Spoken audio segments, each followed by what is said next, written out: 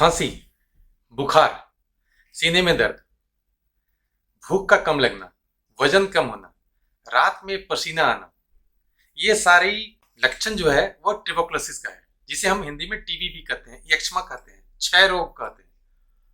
क्षय रोग यानी कि यक्ष्मा, टीबी, ये कैसे होता है और इसकी पूरी के पूरी इलाज हम कैसे मुफ्त में करा सकते हैं, ये आज जानकारी देंगे। हेलो दोस्तों, मेरा नाम मुकेश कुमार और आप देख रहे हैं संजीवनी हेल्थ सॉल्यूशन।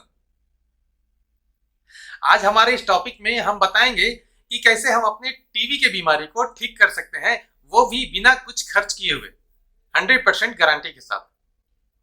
पहले तो हम ये जानेंगे कि टीबी होता क्या है, ये कैसे बीमारी फैलती है, कैसे एक दूसरे से फैलती है, और फिर हम जानेंगे कि इसमें क्या सावधानियां बरतनी चाहिए और फिर उसके बाद इसका ट्रीटमेंट कैसे किया जा सकता है, और वो भी 100% गारंटी के साथ। तो दोस्तों, आज इस टॉपिक के बारे में जानने के लिए पूरा वीडियो को अवश्य देखें, क्योंकि इस वीडियो में 100% आपको रिजल्ट मिलने वाला है। टीबी एक दूसरे से फैलता है। जैसे मैं कहूं कि किसी एक व्यक्ति को अगर टीबी का बीमारी है तो जब भी वो खांसता है, छींकता है, तो लाखों बैक्टीरिया इन्वायरमेंट में फैलती है।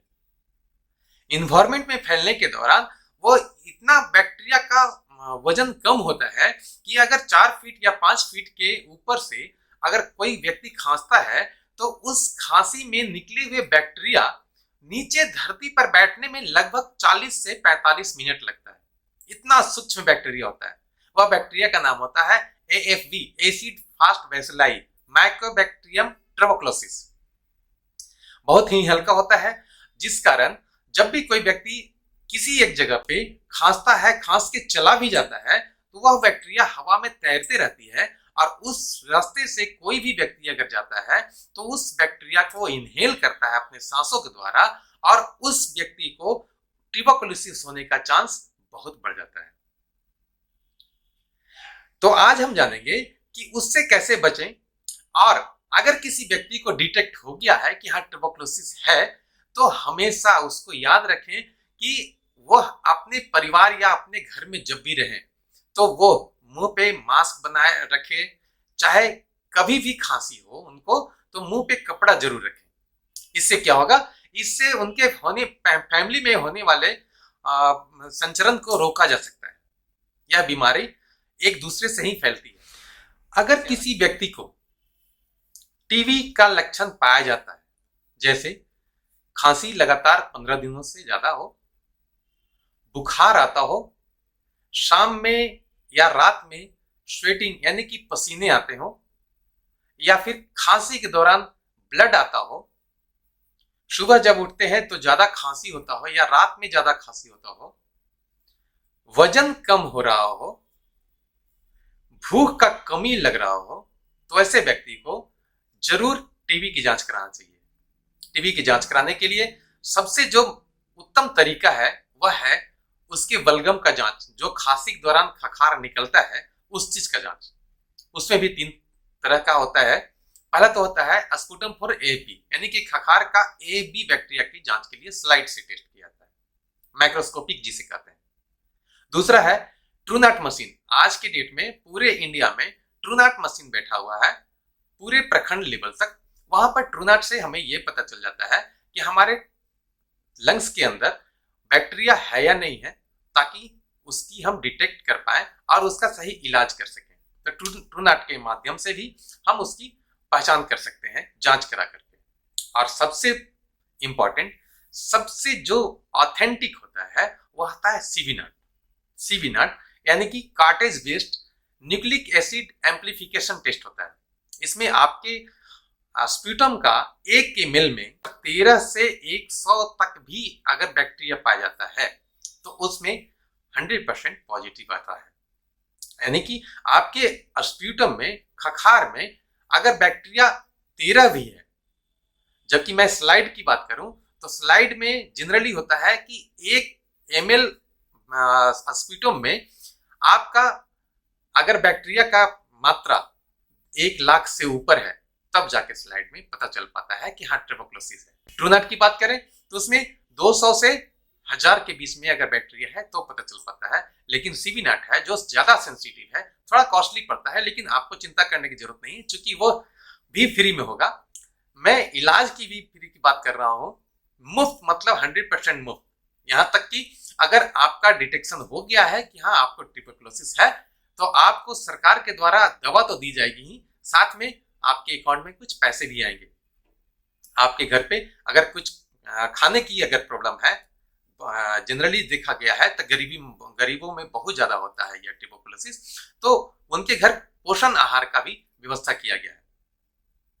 तो हम जो आज बात करेंगे उसमें हम ये जानेंगे कि ट्यूबरकुलोसिस को हम कैसे ठीक करें, टीबी को कैसे ठीक करें। पहले तो हम जान गए कि ट्यूबरकुलोसिस कैसे होता है। वह ट्यूबरकुलोसिस को हम अगर डिटेक्ट कर लिए कि हाँ हमारे स्पुटम में, हमारे लंग्स में ट्यूबरकुलोसिस मौजूद है, उसकी बैक्टीरिया मौजूद है, तो हम उसे जानने के बाद तुरंत हम डॉक्टर से कंसल्ट करेंगे, या फिर डॉक्टर के पास जाने के बाद जांच कराने और कराने के बाद जब पॉजिटिव आता है तो डॉक्टर जब हमें दवा प्रिस्क्राइब करते हैं तो इसमें हमें 100% गारंटी देते हैं कि वह ट्यूबरकुलोसिस ठीक होगा, टीबी ठीक होगा। अगर पेशेंट, जिस व्यक्ति को अगर ट्यूबरकुलोसिस है, वह दवा खाने के लिए एग्री है। तो अब हम जानेंगे कि अगर ट्यूबरकुलोसिस हो गया है तो मुझे क्या खाना चाहिए और क्या नहीं खाना चाहिए। तो मैं बताऊं कि खाने के लिए आप प्रोटीन से रिलेटेड जितने भी तरह के प्रोडक्ट हैं वो सभी चीज आराम से लें और ज्यादा मात्रा में लें, क्योंकि ट्यूबरकुलोसिस का बैक्टीरिया हमारे शरीर में, खास करके लंग्स में, प्रोटीन की मात्रा को ज्यादा चूसते हैं, वो खाते हैं, और जिससे हमारे शरीर में प्रोटीन का मात्रा कम हो जाती है और वजन कम होना शुरू हो जाता है। तो अगर ईयरलियर हो या फिर लेट से भी अगर डिटेक्ट हो गया है कि हाँ हमको ट्यूबरकुलोसिस है यानी कि टीबी है, तो हम अपने खाने में प्रोटीन का मात्रा ज्यादा लेंगे ताकि हमारे शरीर का वजन जो कम हो रहा है वो कम होने से रुके। इसके बाद हमारे प्रोटीन की मात्रा की बात करें तो दूध से बना छेना अगर 50 से 100 ग्राम लेते हैं तो वो भी हमारे शरीर में बहुत फायदा करता है। अगर मीट मछली खाते हैं तो आप मीट यानी कि मांस, खस्सी का मांस हो, मटन हो या फिर अंडा हो, ध्यान रहे कि अंडा खाने के क्रम में वो जो पीला वाला भाग है उसको ना लें, जो उजला वाला भाग है वह जरूर लें। दूध लें, इससे हमारे प्रोटीन की कमी नहीं होगी शरीर में, हमारे वजन जो कम रहा था ट्यूबरकुलोसिस की वजह से वह रुक जाएगा। और सबसे महत्वपूर्ण बात कि इस दौरान ठंडा चीज जैसे कि मैं कहूँ कोल्ड ड्रिंक्स हो गया, दही हो गया, 2-3 दिन से ज्यादा का दही, या फिर मट्ठा हो गया जो उसको छाछ कहते हैं, छाछ हो गया, या फिर केला भी इस दौरान मना किया जाता है, क्योंकि अगर केला दही अगर आप खाते हैं तो उससे खांसी थोड़ा सा बढ़ता है, तो फिर टेंशन होने लगता है कि हमारे टीबी और बढ़ तो नहीं रहा। इसलिए जब तक कि आप ट्रीटमेंट करा रहे हैं तब तक के लिए आप इन चीजों को ना लें, ज्यादा बेहतर रहेगा और इसे जल्द रिकवर होने में आपको सहायता मिलेगी। स्लाइड से माइक्रोस्कोपिक जांच करा लिए, उसमें अगर पॉजिटिव आएगा दैट मीन्स बहुत ज्यादा मात्रा में आपके शरीर में, आपके लंग्स में वह बैक्टीरिया मौजूद है। ट्रू नॉट से भी है तो भी बहुत ज्यादा मात्रा में है, और अगर सीबी नॉट से भी पॉजिटिव आया है इट मीन्स बहुत ज्यादा मात्रा में है आपके शरीर में ट्यूबरकुलोसिस का बैक्टीरिया। इसके बाद अगर इन तीनों में नेगेटिव आता है और जितने भी सारे सिम्टम्स हैं वो सारे सिम्टम फिर भी आ रहे हैं, तो उस व्यक्ति को एक चेस्ट का एक्सरे पीए व्यू में कराना चाहिए।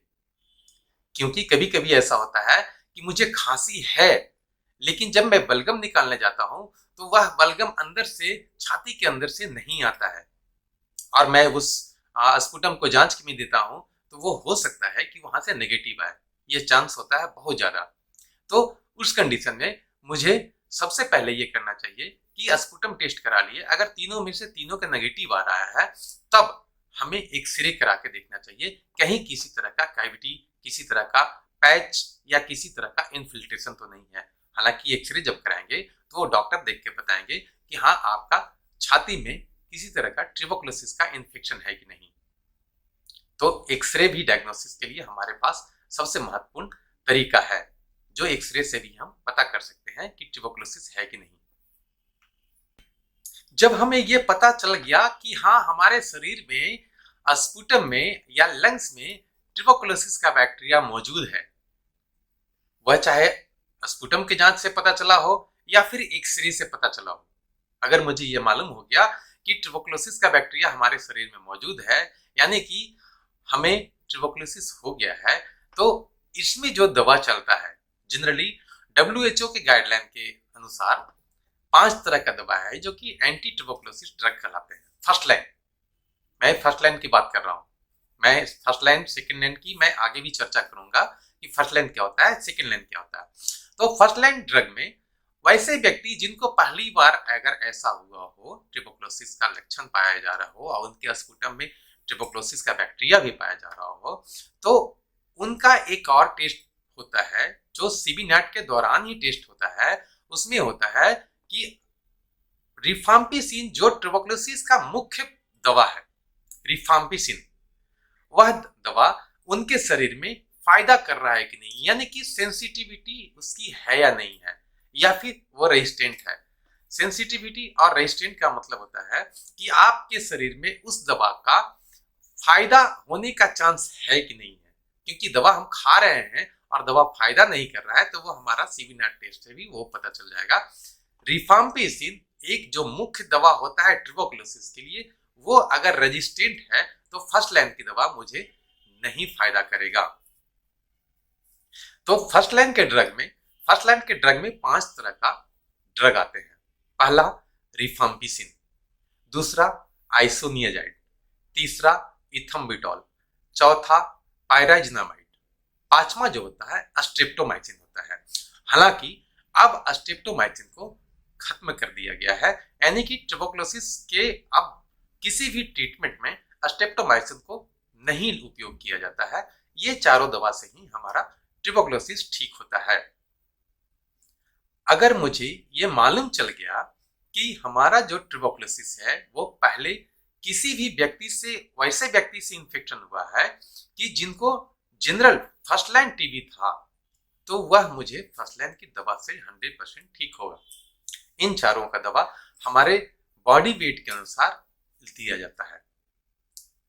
रिफाम्पिसिन, आइसोनियाजाइड, इथम्बुटॉल और पायराजिनामाइड, ये चारों दवा का एक कॉम्बिनेशन बना करके हमें दिया जाता है, और यह मैक्सिमम 6 महीना, मिनिमम 6 महीना और मैक्सिमम 9 महीने के अंदर हमारे शरीर से टीबी के बैक्टीरिया को हमेशा के लिए मार दिया जाता है, ठीक कर दिया जाता है। जब डॉक्टर हमें प्रिस्क्राइब कर देते हैं हमारे वेट बैंड के अनुसार कि हमें इन चारों दवा का जो कॉम्बिनेशन में जो दवा आती है, वह दवा मुझे कितना टैबलेट लेना चाहिए, तो मुझे हर एक दिन सुबह में, चाहे तो आप खाली पेट भी खा सकते हैं या नाश्ता करने के बाद भी खा सकते हैं, यह चारों दवा का एक टैबलेट में कॉम्बिनेशन होता है। कितना mg कौन सा चाहिए वो एक टैबलेट में होता है। आपके बॉडी वेट के अनुसार वह टैबलेट को 1, 2, 3, 4, 5 तक किया जा सकता है। वो पेशेंट का जितना बॉडी वेट होता है उसके अनुसार, बॉडी वेट के अनुसार ही उस दवा को दिया जाता है। अब जब हम डेली दवा खा रहे हैं तो हमारे सिम्टम्स, खांसी, बुखार, छाती में दर्द, खून का आना या रात में स्वेटिंग होना, पसीने आना या फिर वजन का कम होना, ये सबको सिम्टम को कम होने में कम से कम 15 दिन या ज्यादा 1 महीना समय लगता है। 1 महीना अगर हम दवा खा लेते हैं तो हमारे खखार से, यानी कि स्पुटम से जब हम खांसते हैं तो बैक्टीरिया का निकलना भी बहुत कम हो जाता है। थोड़ा सा सेफ्टी महसूस करते हैं परिवार के भी सदस्य, क्योंकि ज्यादातर हम इस दौरान घर में रहते हैं और हमें परिवार में फैलने का ज्यादा चांस रहता है। तो प्रिकॉशन तो जरूर लें ताकि वो आपके परिवार में किसी को ना हो, और यह दवा रेगुलर वे में लेना है ताकि बैक्टीरिया का लोड जो आपके शरीर में है वह कम होते जाए, और एक दिन ऐसा आएगा जब वो 100% ठीक हो जाएगा, बैक्टीरिया नहीं आएगा आपके स्पुटम के टेस्ट में। हाँ, मैं ये जरूर कर सकता हूं कि अगर आपके एक्सरे में किसी तरह का स्पॉट आ गया है, किसी तरह का जो जख्म, एक्चुअली होता क्या है, एक्सरे में जब आपके शरीर में, आपके लंग्स में बैक्टीरिया हो जाती है तो वह एक जख्म बनाना शुरू कर देती है, और वह जख्म का जब हम एक्सरे लेते हैं तो हमारे लंग्स में वह जख्म दिखाई देता है और डॉक्टर डिक्लेयर करते हैं दिस इज ट्यूबरकुलोसिस। तो हमारे शरीर से 2 महीने के अंदर, 2 महीना अगर लगातार दवा खाते हैं तो हमारे शरीर से बैक्टीरिया का नाश हो जाता है, यानी कि बैक्टीरिया को हम मारने में कामयाब हो जाते हैं। 2 महीने के बाद फिर से हमारी सीवी नॉट से नहीं बल्कि स्लाइड टेस्ट, माइक्रोस्कोपिक जांच से यह जरूर जाने कि हाँ, हमारे शरीर के अंदर जो बैक्टीरिया था वह डेथ किया कि नहीं, मरा कि नहीं। इसके लिए मुझे फॉलो अप टेस्ट जरूर कराना चाहिए। शुरुआती 2 महीने में मुझे 4 दवा कॉम्बिनेशन के साथ रिफाम्पिसिन, आइसोनियाजाइड, इथाम्बुटॉल एंड पायराजिनामाइड, ये चारों दवा हमको खाना होता है, जिसे इंटेंसिव फेज कहते हैं। इंटेंसिव फेज में 2 महीने 4 महीने दवा खाना होता है, और आगे वाले जो 4 महीने का दवा होता है उसे कंटिन्यूएशन फेज कहते हैं, सीपी। कंटिन्यूएशन फेज में मुझे 4 दवा की नहीं बल्कि मात्र 3 दवा की ही आवश्यकता होती है। वह डॉक्टर डिक्लेयर करते हैं कि कौन कौन सा दवा उसमें कॉम्बिनेशन में रहेगा, और उसके हिसाब से आपको दवा दिया जाता है और आप 100% ठीक होते हैं। मेरे अगले वीडियो में हम ये जानेंगे कि एमडीआर टीबी क्या होता है। जनरली बहुत लोगों का ये कमेंट था हमारे पिछली वीडियो में कि एमडीआर टीबी के बारे में बताएं।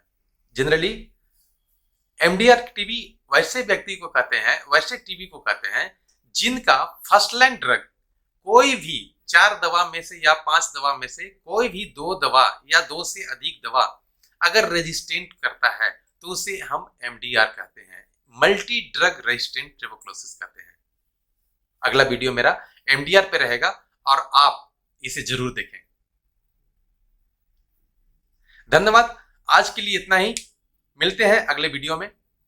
चैनल को सब्सक्राइब करें, वीडियो को लाइक करें और अपना कमेंट जरूर दें। आपको किस तरह का प्रॉब्लम है आप जरूर कमेंट में लिखें, मैं 100% रिप्लाई करूंगा, ये हमारी गारंटी है।